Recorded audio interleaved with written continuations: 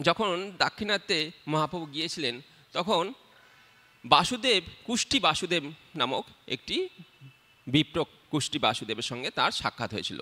সেই কুষ্টি বাসুদেবের গায়ে এত কুষ্ঠ হয়েছিল, গলিত কুষ্ঠ, যে তার সমস্ত গায়ে কৃমি কীটে ভর্তি, আর সেই কৃমি কীট তার গা থেকে ঝরে ঝরে পড়ছে। আর তিনি এতই সর্বভূতে রত। আমরা অনেক একটা কথা শুনি, জীবে প্রেম করে যে এইজন সেইজন সেবি যে ঈশ্বর, কিন্তু এই রকম স্তরে গিয়ে জীবে প্রেম করা খুবই কঠিন ব্যাপার।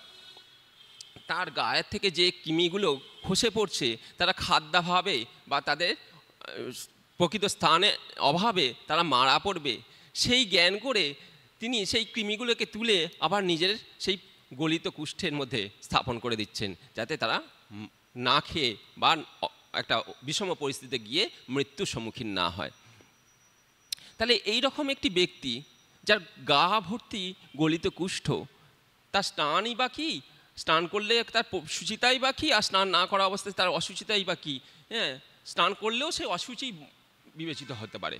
কিন্তু এই রকম গলিত কুষ্ঠ বিপ্র তিনি ভগবানের সঙ্গে এত ওতপ্রোতভাবে যুক্ত, আর তার ভক্তিতে এত বিগলিত, যে সেই মানুষের সাক্ষাৎ যখন মহাপ্রভু পেলেন, তার ওই সুবর্ণ গাত্র, অত সুদর্শন পুরুষ, যার গলিত সোনার মতো তার দেহের বর্ণ, তিনি তাকে গিয়ে আলিঙ্গন করলেন।